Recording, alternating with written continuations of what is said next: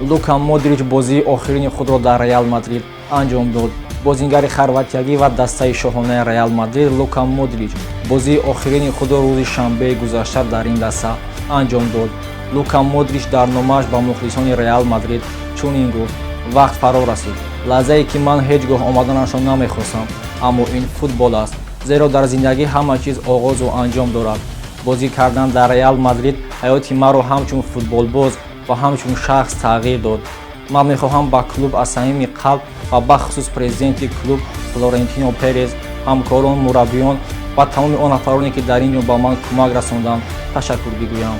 Ёдовар мешавем ки Лука Модрич соли 2012 аз Тоттенхем ба маблағи тақрибан 35 миллион евро ба Реал Мадрид гузариш кард.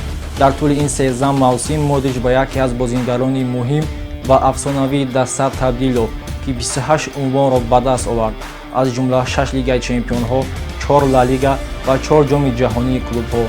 Дар бозии охир Модрич ва Карло Анчелотиро даста сарбаландона ва бо ғалаба гусел кард.